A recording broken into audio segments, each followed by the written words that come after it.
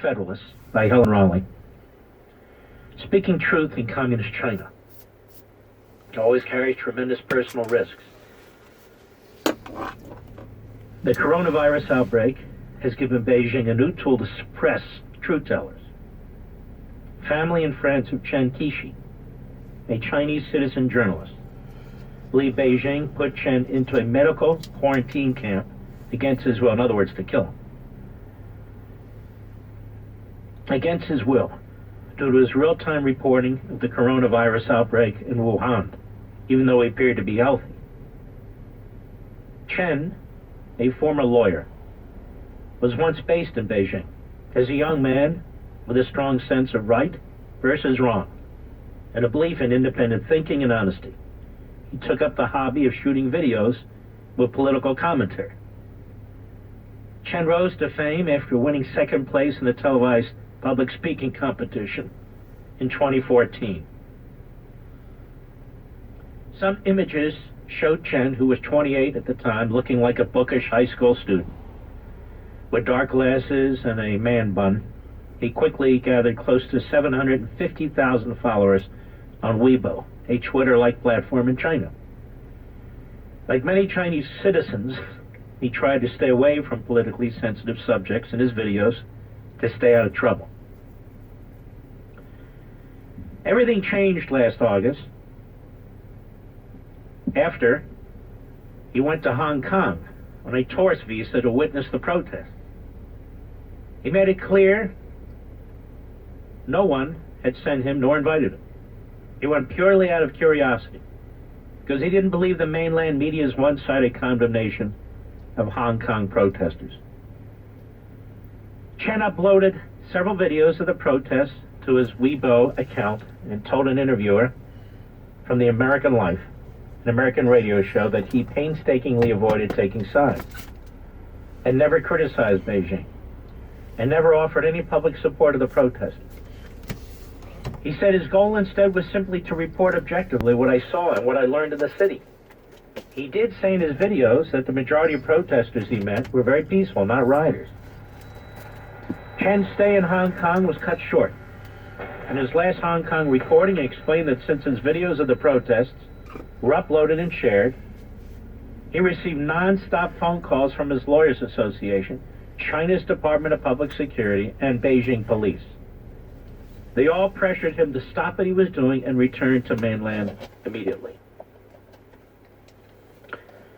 Chen flashed his lawyer's license in this video because it may not be mine anymore after I return, he said. If you watch Levin TV, you've seen this.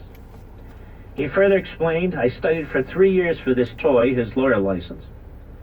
If you ask me whether destroying 3 years of hard work in 3 days was worth it, I would say of course not. But there's nothing that I can do. I am who I am. I alone bear the consequences of my actions. Well, the consequences were severe. He did lose his lawyer's license. His Chinese social media accounts were deleted. And Chen disappeared for 1 month from public eye. Since coming back from Hong Kong, he said, I've been taken to meetings with officials from many departments. He said in a video he posted October 2. Chen was asked to give a detailed account of his trip to Hong Kong, was questioned, recorded, and criticized and educated. According to him, public security officials and police officials switched their interrogation tactics between intimidation and paternalistic persuasion. And his parents were harassed too. Since Chen is an only child, his mom got so scared, she traveled all the way from her hometown to Beijing to keep an eye on him so he wouldn't get in trouble again. Chen didn't push his overly protective mother away, but didn't give up on his activism either. He managed to bypass China's internet firewall and established his own YouTube channel, saying in one video, in a mature country, the problem is not that there are people talking about sensitive topics. The problem is the existence of such sensitive topics. Chen believes the only way to change that is to keep talking about these issues. I want to stop here for a moment. You listen to our press talk about how the president's out to get them and this, that, and the rest. This is a real world situation where this citizen journalist, you'll hear, has to fight to report. This is why you need a free press, a real free press. This January, a little more than a month ago, when Chen heard about the coronavirus outbreak in Wuhan and that the city would be under lockdown, he jumped on the last train from Beijing to Wuhan while other people were desperately trying to leave the city. He explained his motive for rushing into danger this way: I will use my camera to witness and document what is really happening under Wuhan's efforts to contain the outbreak. And I'm willing to help spread the voice of Wuhan people to the outside world. While I'm here, I promise I won't start or spread rumors. I won't create fear or panic, nor would I cover up the truth. True to his words, he went to hospitals, mortuaries, and the construction site of a quarantine center, interviewing families of coronavirus patients. Since Chinese state-owned media have to follow the government line and focus their reporting on government efforts, Chen's unfiltered short videos let people around the world bypass the propaganda to see what's really going on in Wuhan. Crowded hospitals, desperate patients, death, body bags. His interview gave ordinary Wuhanese a platform to share their sorrows and anguish and cry for help. Chen initially appeared as his normal self, energetic, confident, and passionate. Gradually, the people's desperation and agony took a toll on him. In his later videos, he was no longer calm and collected. He seemed nervous, agitated, and despairing. In one video, he admitted he was scared because, quote, I have the virus in front of me and behind me China's law enforcement, unquote. He was wearing a white tank top and bedsheet, his image as haunting as his words. He vowed to fight on, but he knew his time was up. He knew his time was up. On February 6, Chen's mother posted a video saying his parents had not heard from Chen and asking for help finding him. A day later, a friend disclosed that Chinese authorities told Chen's family and friends that Chen had been forcibly put into a quarantine camp, but refused to say when and where. The friends and family remembered that Chen looked healthy before his disappearance. 2 days later, another citizen journalist and Wuhan resident, Fang Bin, who had also taken videos in Wuhan and shared them on YouTube, he disappeared too. Many suspect Chen and Fang were targeted because of their work.